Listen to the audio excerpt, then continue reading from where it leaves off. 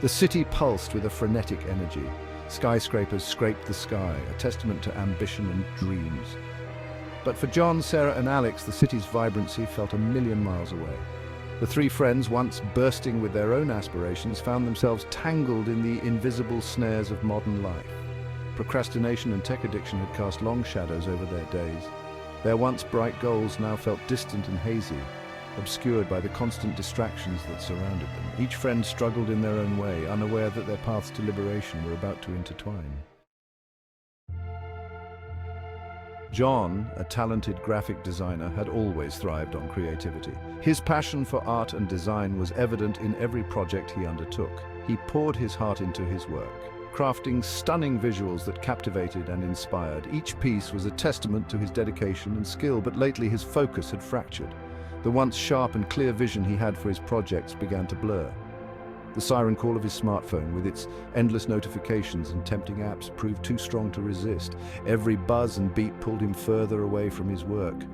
Hours would disappear as John found himself lost in the mindless scroll. Social media, news feeds, and games consumed his time and attention. His design projects lay abandoned, deadlines looming like storm clouds. The pressure to complete them grew, but his motivation waned. The guilt gnawed at him, compounding his anxiety and further fueling his desire to escape into the digital void. He felt trapped in a vicious cycle of procrastination and regret. I used to be able to sit down and just create.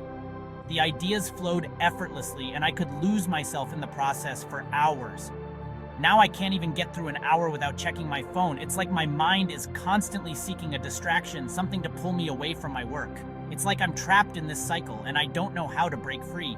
The constant barrage of information and the need to stay connected have taken over my life, leaving little room for creativity. Sarah, a bright college student, dreamed of a career in journalism. She possessed a sharp mind and a way with words. Yet the weight of assignments and the fear of failure sent her spiraling into the comforting embrace of Netflix. What began as a way to unwind after a long day morphed into hours lost in fictional worlds. Deadlines were missed, grades slipped, and Sarah felt a growing sense of dread. The more she procrastinated, the more overwhelming her responsibilities felt, perpetuating the vicious cycle. I just wanted a break, but now it's like I can't stop. Every episode is a little escape, but then reality hits harder when I come back. Alex, a software developer, was known for his quick wit and even quicker coding skills. His colleagues admired his ability to solve complex problems with ease, and he was often the go-to person for tricky coding issues. He loved his work, but lately, a new passion had consumed him: video games. What started as a casual hobby quickly turned into something much more intense. What started as a way to de-stress after work had transformed into an all-consuming obsession. He found himself thinking about games even during work hours, eagerly waiting to get back home and dive into the virtual world.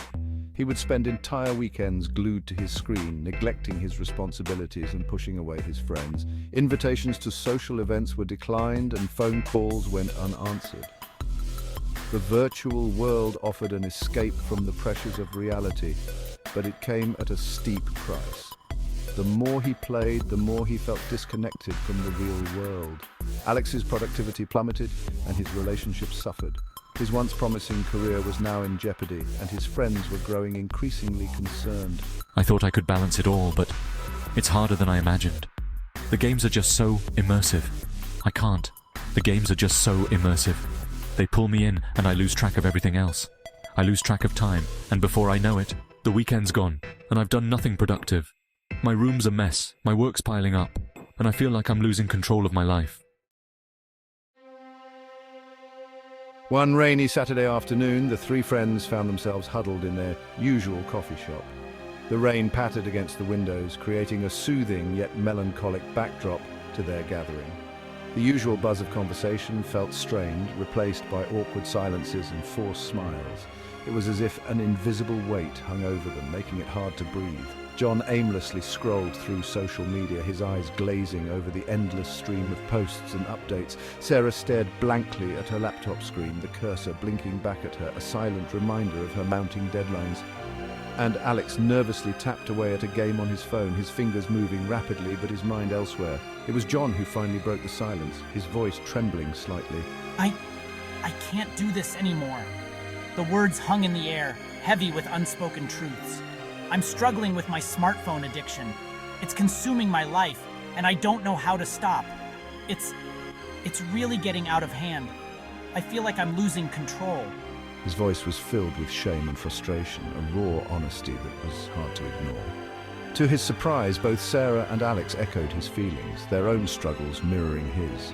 Honestly, John, I feel the same way. The words came out in a rush, as if a dam had broken. I'm overwhelmed by assignments and the constant pressure to keep up. Well, I'm addicted to Netflix. I spend hours binge-watching shows and it's affecting my studies. Yeah, me too. Video games are taking over my life. I can't seem to put the controller down. I can't seem to get anything done. It's like I'm stuck in a loop and I don't know how to break free. As they shared their stories, a sense of relief washed over them. They weren't alone in their struggles. They realized that their individual battles were interconnected, symptoms of a larger societal trend. Right then and there, they made a pact to support each other in breaking free from their self-destructive habits. They acknowledged that change wouldn't be easy, but they were determined to reclaim their lives. Their journey began with small, manageable steps. John deleted social media apps from his phone and set designated times for checking emails. Sarah used a website blocker to limit her Netflix time and broke down her assignments into smaller, less daunting tasks. Alex set time limits for gaming and started prioritizing face-to-face interactions with friends. They held each other accountable, checking in regularly and offering words of encouragement.